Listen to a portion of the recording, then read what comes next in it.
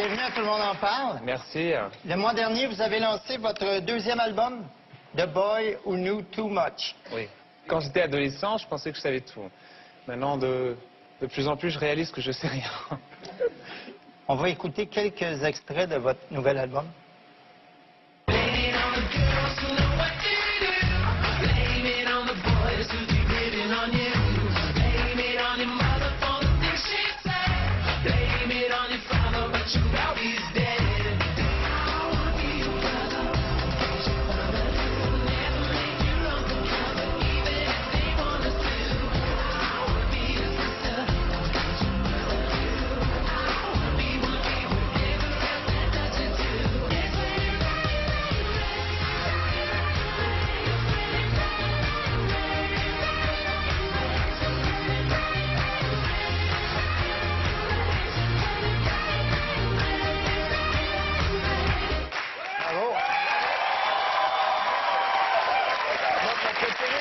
Il n'a pas passé We Are Golden après. Vous l'avez pas passé, We Are Golden? Plus tard. Moi, je suis fan de We Are Golden. Frédéric, plus tard, on a le clip. Il veut tout avoir tout de suite, clip, lui. j'adore le clip.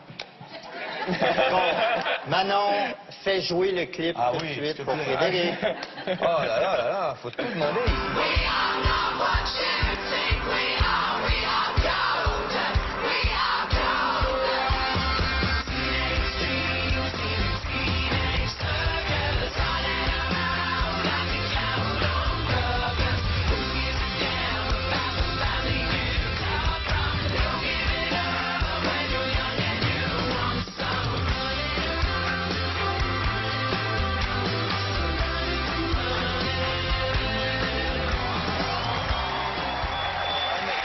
Ce que je trouve génial, pardon, après je te laisse faire ton émission, c'est promis. Mais ce que je trouve génial, c'est qu'on a tous fait ça quand on était ados, de danser en slip sur notre lit dans notre chambre. C'est vrai, Jeff, hein? Oh. On se rappelle. On a tous ça, mais je le fais encore. Mais je sais pas, il y a quelques gens qui le font toujours. Moi, je le fais toujours quand j'ai pas une idée. Je ferme la porte, je mets de la musique et je danse. Et obligatoirement en caleçon sur votre lit. Non, pas nécessairement. Un bon film québécois que vous devriez écouter, c'est Crazy, dans lequel il y a une scène où... Je connais très bien. Vous connaissez Crazy? Il est super, ce film. Ouais, ben, il y a une scène où il y a exactement ça. Ouais, Oui, sinon, c'est du David Bowie. Ouais, il Ouais, a le maquillage sur son visage, il imagine tout un autre univers sur le plafond de sa chambre. Oui. Et sur la pochette, c'est ça la vue. C'est un gosse à l'âge de 17 ans qui est assis par terre, il s'allonge par terre, il regarde en haut et il imagine tout un univers. Et l'espace est un monde de fantaisie autour de lui au lieu de la réalité qu'il a. Je vous cite, à Canal+, il me demande si j'ai un syndrome de Peter Pan. Mais ce n'est pas du tout mon caractère, pas du tout ce que je fais. Personne ne pose cette question à Tim Burton. Lui est un génie, il a cette fantaisie. Mais vous avez, vous, une fantaisie. Quel est votre syndrome? Je suis trop détaché, je pense. Et des fois, dans ma vie personnelle ou dans ma vie familiale, ça me donne des problèmes. Parce que j'aime toujours me détacher de tout pour observer tout. Un peu comme un stalker syndrome. Ouais. C'est ça mon syndrome. Mais vous êtes un introverti flamboyant. Qu'est-ce que ça veut dire, ça?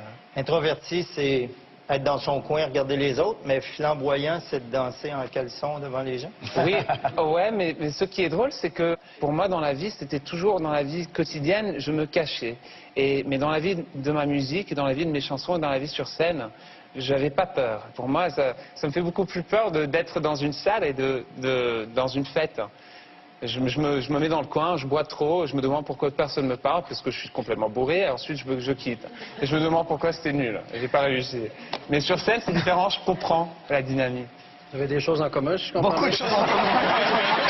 Incroyable, on a beaucoup de choses en commun. Mais attendez, moi je pense que là, vous oubliez de parler de la musique. C'est un musicien exceptionnel. On n'a pas terminé l'entrevue. Oui, mais parce que moi je veux dire que pour moi, c'est très très important ce qu'il fait. C'est vraiment un univers, et ça fait longtemps qu'il n'y a pas eu quelqu'un qui ait des mélodies comme les mélodies qu'il fait. Quand je sais qu'on le compare souvent à Freddie Mercury, moi je pense que c'est Brian Wilson. C'est quelqu'un de ce niveau-là. C'est des mélodies qu'on n'entendait plus, qui sont vraiment qui donnent une joie de vivre. Ben, je suis d'accord. Votre premier album s'est écoulé à 6 millions d'exemplaires partout dans le monde avec plusieurs hits, dont cette chanson.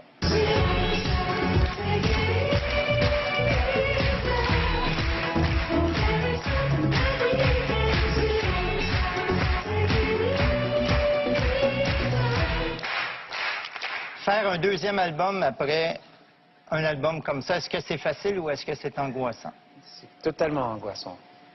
C'est pas facile. Il y avait beaucoup de pression. Je pense que c'est beaucoup plus facile de dire non, c'était bien, c'est ma vie.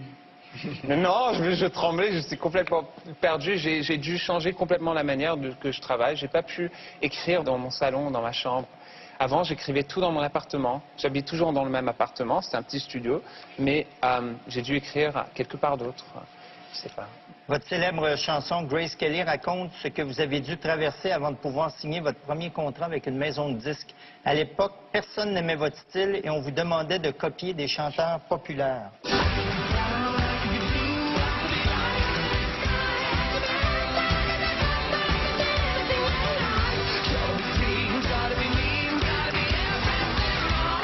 Pourquoi avoir choisi Grace Kelly comme modèle? C'est une référence à Hitchcock. Je suis obsédé par Hitchcock. Ça se voit maintenant, je pense. Et aussi ma grand-mère. Elle parlait toujours de Grace Kelly. C'était son idole.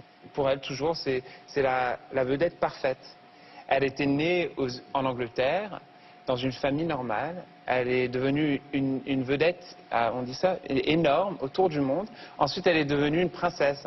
À Monaco. Et elle a eu une vie assez joyeuse, extraordinaire, mais aussi en même temps tragique. C'est un livre. Et ça. elle est morte d'une accident de voiture comme Lady Diana. Oui, exactement, à Monte Carlo. Et la chanson parle ça parle de l'identité. Et aussi, il ne faut pas chercher dans tous les autres gens et dans tous les gens fameux à qui être soi-même. C'est ça ce que ça a été alors. La chanson Grace Kelly, vous l'appelez la Fuck You Song. Ouais. C'est un titre qui aurait été efficace aussi. Ouais, il faut dire, quand on va dire fuck you, c'est bien de le dire avec un sourire. Oui. Parce qu'après, les gens les écoutent. C'est ça. Non, puis avec un sourire, ça peut passer pour une invitation. L'an dernier, vous avez donné un concert au Parc des Princes en France. Manon.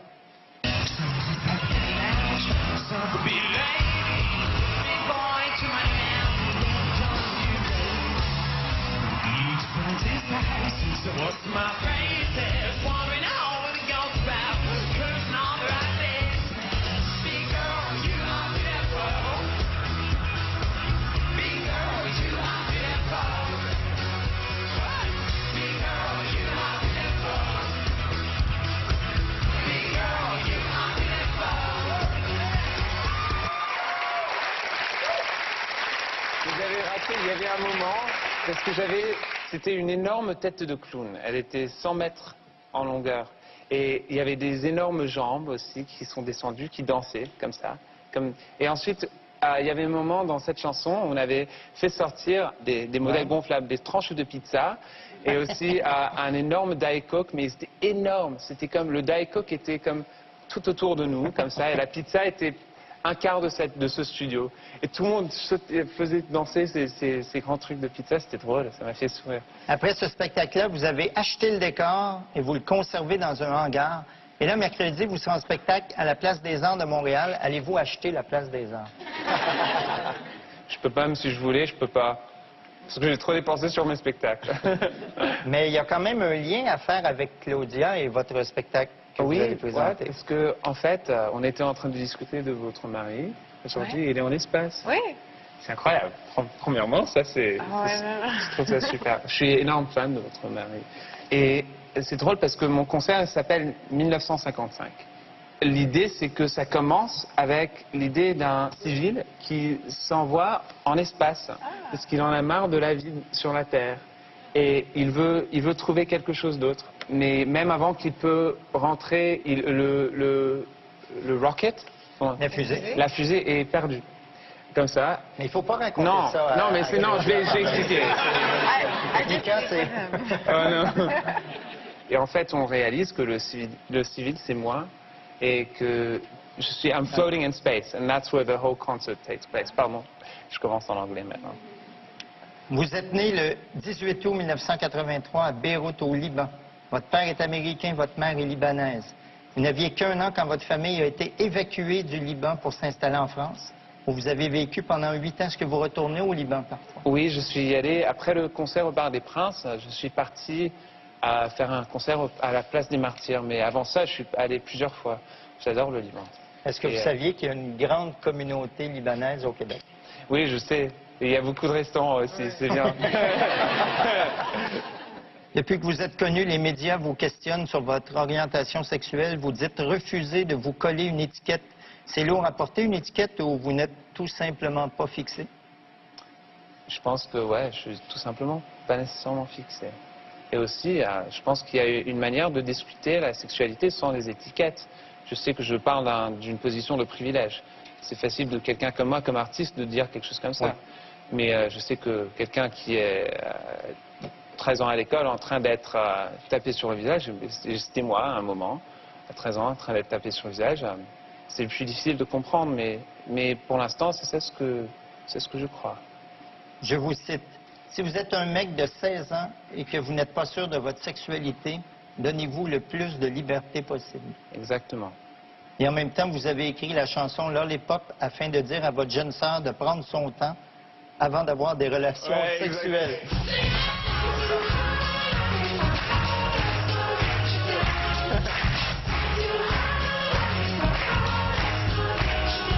Donc, si je comprends bien, un mec de 16 ans peut se donner le plus de liberté possible, mais pas sa sœur. Pas ma sœur. Okay. Jamais. OK, c'est ça. Non, je suis protectif, comment? Oui, mais il y a Quand quand même, même incongruité ici. Oui, mais je suis moitié libanais, alors j'ai le droit d'être protectif. Selon une enquête menée auprès de 3000 Britanniques, la majorité des enfants âgés entre 5 et 11 ans ne rêvent plus de devenir médecin, vétérinaire ou enseignant, mais ils s'imaginent en David Beckham ou en Mika. Vraiment? Qui a Oui. dit ça? Un sondage. Mais quand même, c'est bien de savoir que des enfants de 5 et 11 ans ont choisi votre exubérance, votre folie et votre imagination pour s'identifier. C'est très gentil, en fait. Ouais, ça me fait plaisir, c'est la première fois que j'ai entendu ça. Alors merci. Merci d'avoir fabriqué un sondage. Parce que je n'avais entendu parler de ça. Alors, on Mais salue c'est les vrai, enfants. ça me fait Oui, plaisir. oui, c'est vrai, c'est tout à fait C'est un vrai. sondage fait auprès de 6 personnes. Sur mon fan club? Non, je plaisante. Mika, vous êtes en spectacle mardi à Montréal, Oui, lundi à Toronto. oui. C'est un plaisir de vous avoir reçu. Si vous n'êtes pas trop jet lag, vous pouvez rester avec Oui, nous. avec plaisir. Merci beaucoup, Mika.